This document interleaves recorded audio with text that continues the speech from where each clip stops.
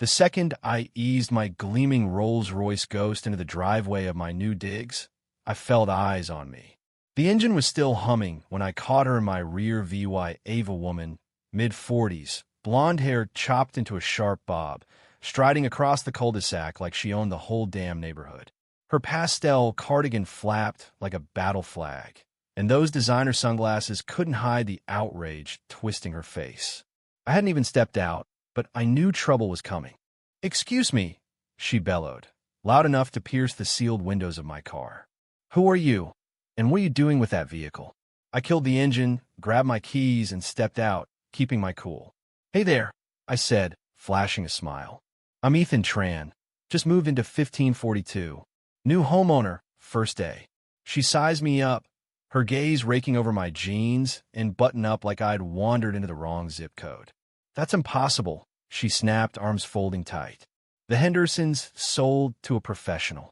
You look like you're still in high school." I chuckled, trying to keep things light. "I'm 21, actually. Bought the place last month, all signed and sealed."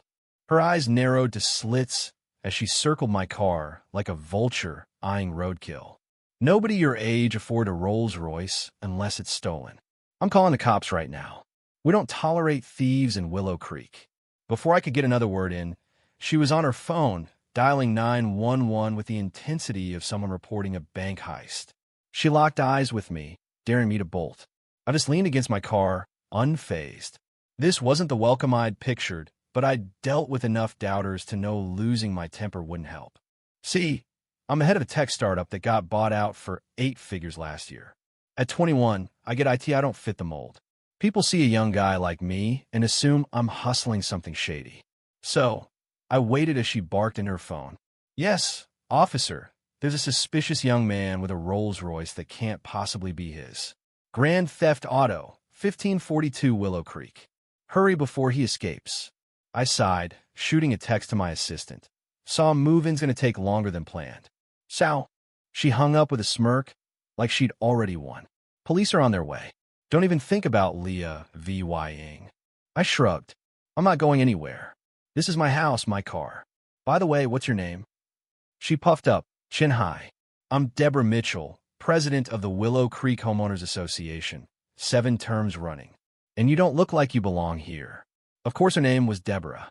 The universe was VYing a laugh. "Deborah," I said, pulling out my wallet, "I'm the legal owner of this house and this car. Want to see the deed? I've got digital copies." I offered my driver's license, but she waved it off like it was a fake coupon. "I've seen plenty of forged IDs," she scoffed. "The HOA vets every resident, and I don't recall APRO VYing someone like you. That's all like you saw it different." It wasn't just my age she was clocking my brown skin, her suspicion dripping with something uglier. I took a deep breath, reminding myself her prejudice was her baggage, not mine. "Deborah, the HOA doesn't approve buyers," I said, calm as ever. "That's not how real estate works. The Hendersons took my offer, financing cleared, sale closed. I'm a resident now, whether you like it or not." Her face turned a shade of red that screamed high blood pressure. "We'll see about that," she hissed. "And definitely see about that car. Number 21-year-old has that kind of cash unless they're hacking bank accounts or laundering money." She started pacing, snapping photos of my car license plate, rims, the works like she was building a case for the FBI. Neighbors were peeking out now, drawn to the drama like moths to a porch light. Deborah fed off it, raising her voice for the crowd. "I've seen this scam before. Young guy with luxury goods he can't afford. Next thing you know, we've got drug deals in our quiet streets. Not on my watch." I popped open the glove box, pulling out my registration and insurance papers. "Deborah, I'm a tech entrepreneur. My company sold for millions. This car?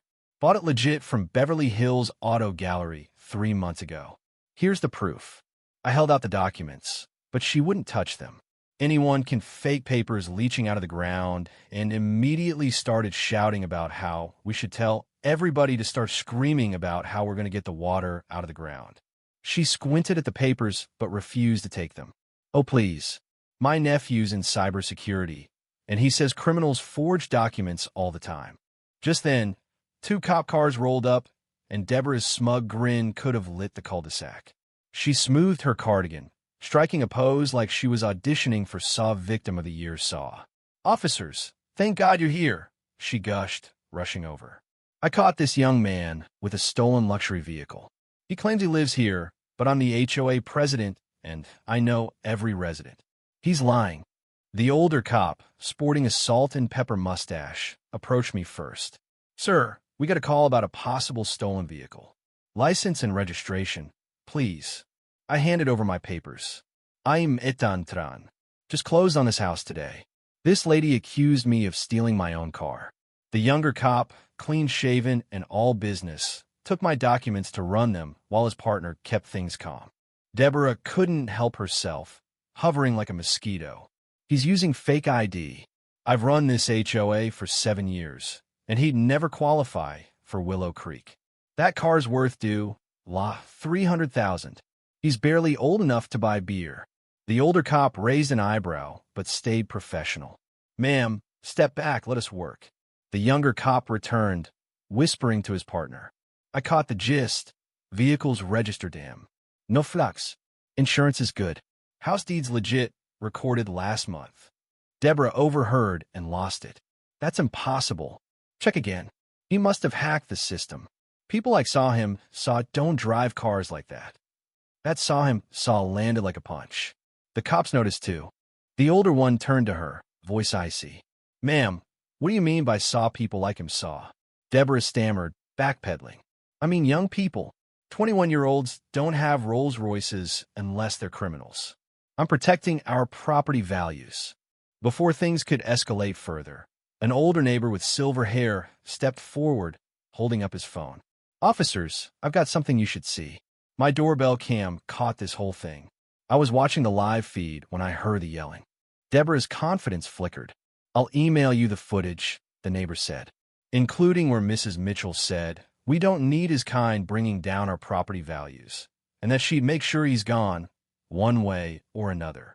She used other words I won't repeat. Deborah's face went ghost white. "That's out of context," she sputtered. "I was just upholding community standards." The older cop turned to me, handing back my papers. "Mr. Tran, everything checks out. Sorry for the hassle. You're free to move in." Then he faced Deborah, all warmth gone. "Mrs. Mitchell, step over here, please." As they walked off, her gestures got wild, her voice climbing. The younger cop stayed with me, apologizing again. "No worries," I said. "You were just doing your job." The neighbors, now a small crowd, were staring at Deborah, not me. The VYB had flipped. Minutes later, the older cop pulled out his notepad, and Deborah's voice hit a new pitch. "You can't be serious. I was doing my CIVYC duty. I'm the HOA president." What happened next stunned everyone. The cop's tone was flat, professional. "Deborah Mitchell, you're under arrest for filing a false police report and verbal harassment with discriminatory intent. Both are misdemeanors." She froze, mouth gaping, as he recited her Miranda rights. "This is outrageous," she shrieked as he guided her to the cruiser. "I was protecting Willow Creek. This is reverse discrimination. I'll have your badge." Her screams echoed Saw. "I didn't mean it. I was just being careful." Saw as the door slammed shut. The neighbors stood silent, watching the woman who'd ruled the HOA with an iron fist get hauled away. A week later, I got a letter from the Willow Creek HOA. Deborah had been booted from her presidency after a 27-0 vote at an emergency meeting. She was slapped with a due life $5,000 fine, community share VYC, and her real estate firm sidelined her after clients bailed. I ran into her at the grocery store not long after. The woman who'd strutted like she owned the world wouldn't meet my eyes. Her face burned red as she ditched her cart and bolted for the exit. That looked pure shock, like she still couldn't believe her kingdom had crumbled said it all. Deborah's reign was over, and all it took was her own words, caught on camera, to bring it crashing down.